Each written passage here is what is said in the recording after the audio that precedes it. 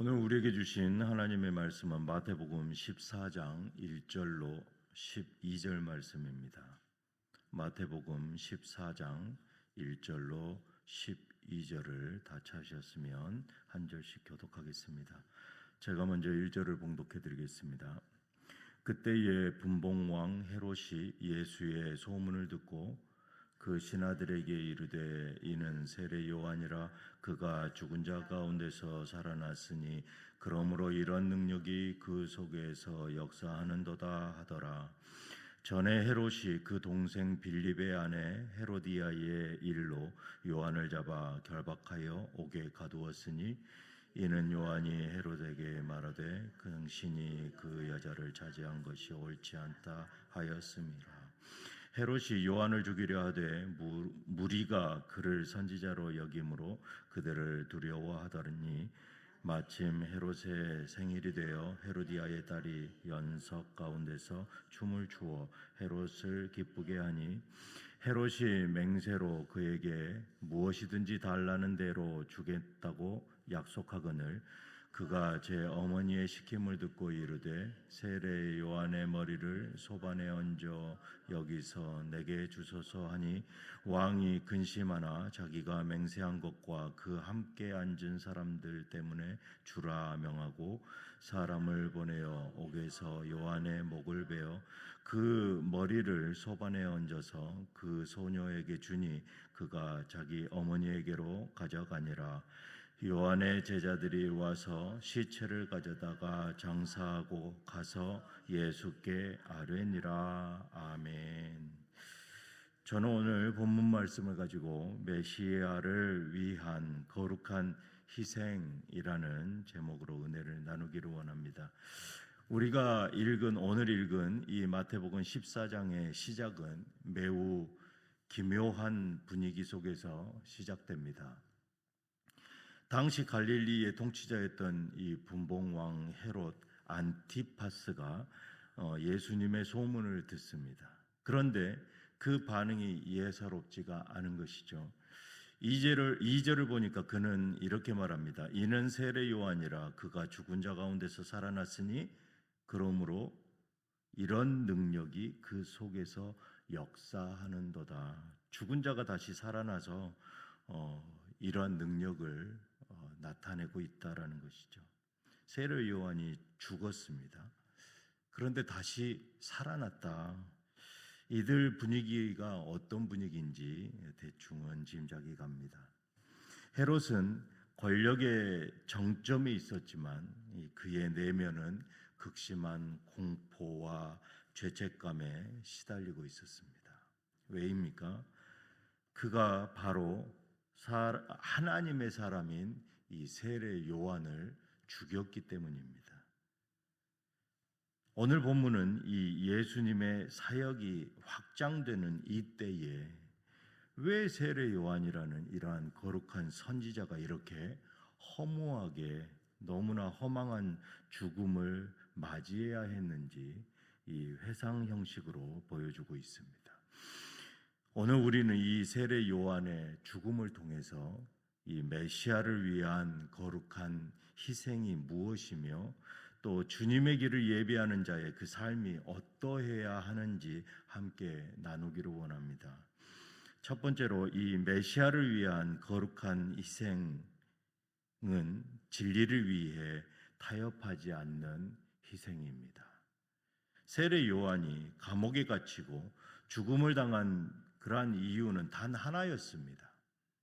왕의 부도덕함을 참지 않고 꾸짖었습니다.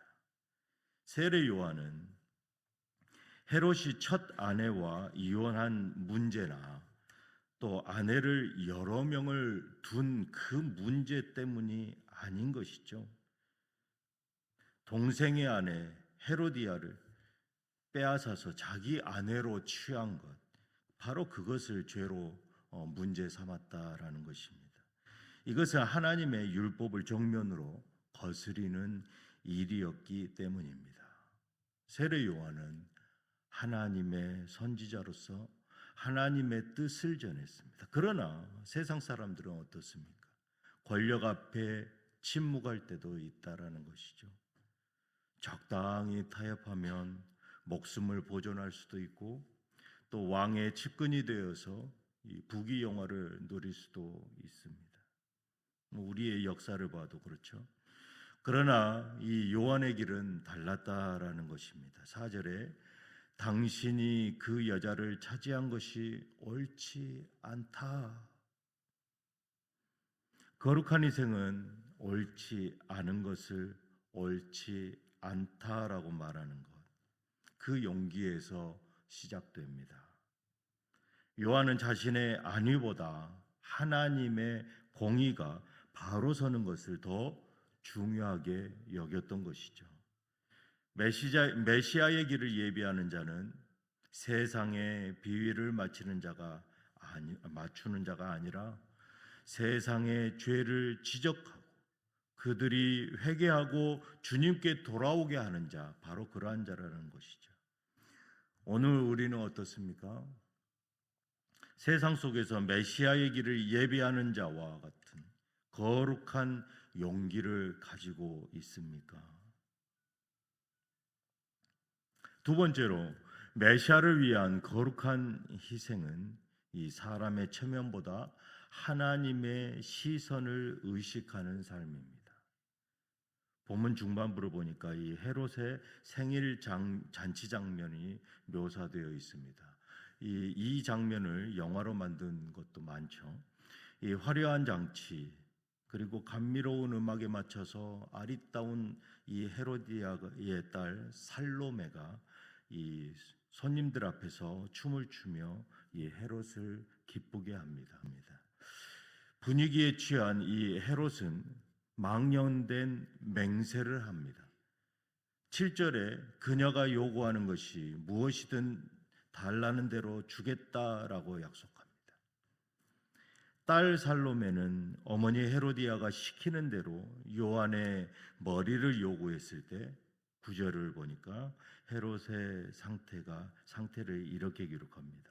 왕은 몹시 괴로웠으나 자기가 한 맹세와 장치 자리에 앉아 있는 손님들 때문에 그녀의 요구를 들어주라라고 명령합니다. 지금은 이 헤롯의 모습이 정상으로 보이지는 않습니다. 헤롯은 요한이 의로운 사람인 줄을 모르지 않았다라는 것이죠. 그를 죽인 것 또한 잘못인 줄을 자신은 알고 있습니다. 하지만 그는 함께 앉은 사람들, 즉 잔치자리에 앉아 있는 그 손님들 때문에 이 사람의 체면 때문에 이 의인을 죽이는 죄를 결국 범하고 만 것이죠. 반면 요한은 차디찬 감옥에서 홀로 의로운 죽음을 맞이합니다. 거룩한 희생은 어떻습니까? 사람의 박수갈채를 포기하는 것입니다. 또 사람들에게 인정받기 위해 진리를 저버리는 것이 아니라 사람들에게 미움을 받을지언정 하나님께 인정받는 길, 바로 그 길을 택한 것이 바로 메시아를 위한 희생의 본질인 것입니다. 메시아를 위한 거룩한 인생 세 번째는 어떻습니까? 이 죽음으로써 메시아의 길을 완성하는 희생입니다. 요한의 죽음, 인간적으로 보면 참으로 비참할 죽음입니다. 예수님의 전령으로 광야에 외치는 소리였던 바로 그가 잔치상의 구경거리처럼 목이 잘려서 소반 위에 얹혀서 이 왕의 목전에 나아갑니다. 그러나 이것은 결코 실패가 아닌 것이죠. 요한은 늘 이렇게 고백했습니다. 요한복음 3장 30절에 그는 흥하여야 하겠고 나는 쇠하여야 하리라. 요한의 죽음은 구약의 마지막 선지자로서 자신의 사명이 끝났음을 알리고 있습니다. 그는 죽음으로써 자신을 증언했던 그 세상 죄를 지고 가는 어린 양이신 예수 그리스도께 모든 포커스를 넘겨주었습니다. 12절에 요한의 제자들이 시체를 장사한 후 어떻게 하였습니까? 가서 예수께 아뢰니라. 요한의 희생은 제자들을 예수님께로 인도하는 마지막 바톤이 되었습니다.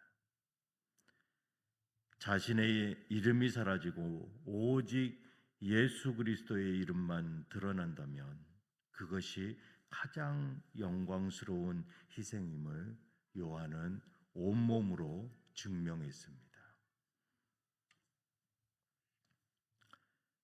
이제 말씀을 맺겠습니다. 사랑하는 성도 여러분, 오늘날 우리에게 이 세례 요한처럼 목이 잘려 죽어라, 이 순교하라라는 요구는 흔치 않습니다. 하지만 우리는 이 매일의 삶 속에서 세례 요한과 같은 거룩한 희생의 길을 갈 것을 요청하고 있습니다.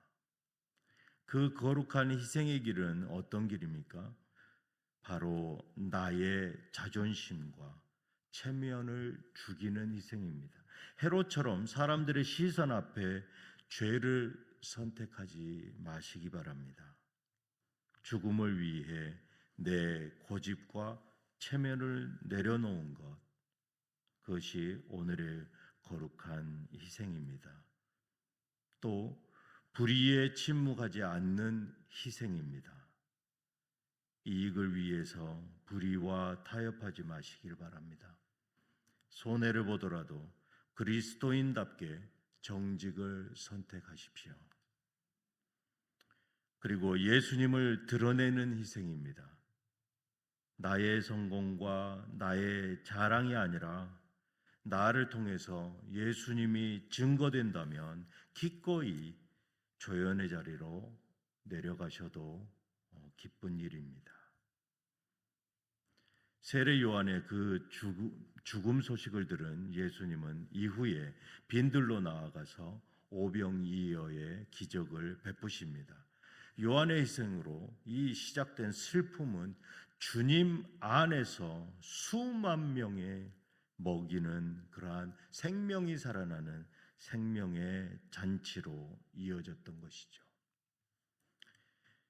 여러분이 오늘 주님을 위해서 드리는 그 거룩한 희생, 참아내는 인내, 또 포기하는 권리, 그것은 결코 헛되지 않다라는 것입니다. 그 길은 메시아의 길을 닦는 거룩한 희생의 길이 될 것입니다. 오늘 하루 주님, 제가 아니라 오직 주님만이 드러나게 하여 주시옵소서라고 기도하고 승리하는 여러분들이 되시기를 주님의 이름으로 축복합니다. 기도하시겠습니다. 사랑의 주님, 이번 한 주간 세상의 시선을 이겨내고 당당히 나를 죽이고 하나님의 말씀 앞에서는 온전히 순종하여 나의 말과 행동을 통해서 오직 예수 그리스도만 드러내는 거룩한 통로가 되게 하여 주시옵소서. 우리 주 예수 그리스도 이름으로 기도드리옵나이다. 아멘.